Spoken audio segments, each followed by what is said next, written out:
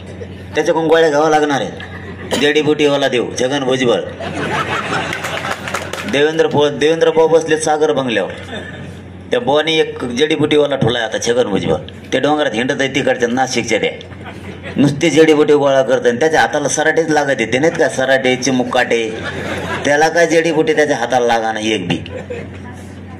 हे असले त्यांचे ओठ उठले. सरकार पागल केलंय मराठ्यांनी. एकजूट सोपी नाही. आपल्यात सगळ्यात मोठा आनंद आहे, बारीक लेकरांपासून तर वृद्ध माणसापर्यंत पहिल्यांदा आपला मराठा समाज एकत्र आलाय. मायबापा हो, ह्यो आपल्यासाठी लय मोठा आनंदाचा दिवस. प्रश्न सुटतील, एक बी राहणार नाही. मी आहे ना, तुम्हाला सांगतो, आपल्याला मत होते ओबीसीतून आरक्षणच मिळू शकत नाही. 57 लाख ह्या नोंदी निघालेल्या सरकारनं लिहून दिलंय. 5-5च धरा, 50ला 5 निघून किती झाली, 2.5 कोटी. तरी आपण 1.5 धरू, वरचे गाळून टाका 1 कोटी. 1.5 कोटी मराठा समाज आज आपला आरक्षणात गेलाय.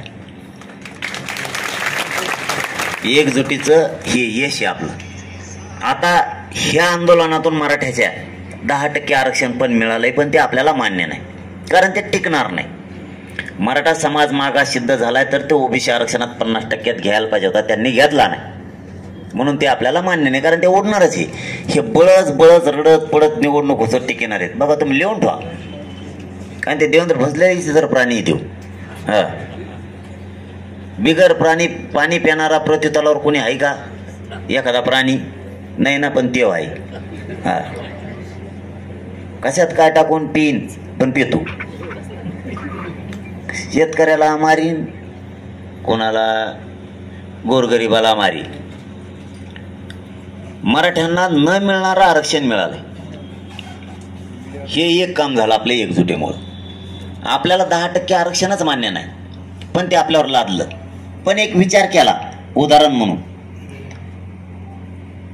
2-2.25 कोटी मराठ्यांना आरक्षण ओबीसीतून मिळालंय. गावाची गावं निघालेत, कुणी काही म्हणू द्या, जुन्या नोंदी येतात, नव्या येतात, खोट्याच येतात, काही म्हणू द्या, त्यांना याच्या पलीकडे बोलायला जागाच नाही. पण गावाचे गावं निघाले, याला साक्षीदार आपली जनता आहे का नाही? कधीच निघत नव्हत्या, मग निघायला कसं काय लागले? हे मराठ्यांच्या एकजुटीचं यश. आता ते 10% आपल्याला घ्यायचंच नाहीये, ते टिकणार बी नाही. आणि तुम्हाला निवडणुकीच्या नंतर ते गेल्यालाच दिसत, लक्षात ठेवा तुम्ही, गेल्यालाच दिसणार, ते टिकूच देणार नाही आणि ते टिकणार पण नाही. पण तरी ग्राह्य धरला आपण तर हे 1.5-2 कोटी मराठी आरक्षणात गेले, तर ते 10%, 100% आंदोलन यशस्वी झालंय, 100%. पण ते आपल्याला मान्य नाही, ते भाग वेगळा आहे, ते आपल्याला मान्य नाही. ते ईडब्ल्यूएस आपल्यावर बळच लादलं देवेंद्र फडणवीसनी, म्हणून आपलं ईडब्ल्यूएस आरक्षण त्यांनी घातलं. आपल्याला 10% आरक्षण का नको? अय तुम्ही इकडच्या खाली बसावरती ग, त्यांना कधी दिसणार, ते वर माना करून करून जायचे बारकडं दुखून त्यांची. त्या का खाली तुम्ही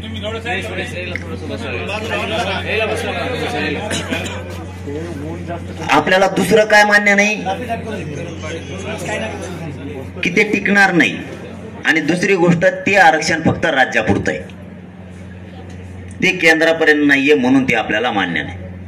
कुणबी आरक्षण हे केंद्रापर्यंत आहे आणि ईडब्ल्यू सुद्धा आहे. यांनी ईडब्ल्यूएस रद्द करायला नको होतं, जाणून बुजून केलं. देवेंद्र फडणवीसने आपला तिहेरी तोटा केलाय. पहिला, कुणबी प्रमाणपत्र निघाले, व्हॅलिडिटी मुद्दाम दिल्या नाही.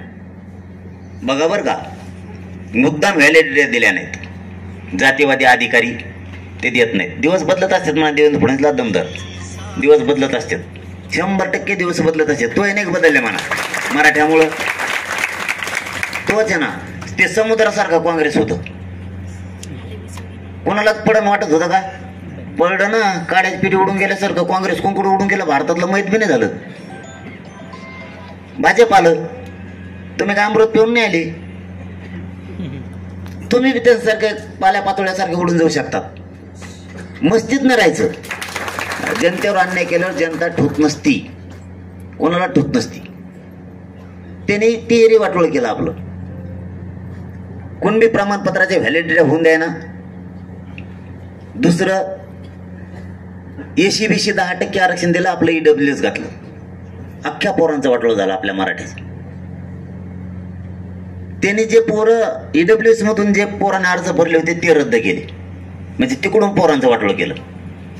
त्याने कुणबीचा ऑप्शन सुद्धा नाही ठेवला, 6 महिने व्हॅलिडिटीचा. त्यांनी एसीबीसीचा नाही ठेवला आणि ईडब्ल्यूचा बी नाही ठेवला.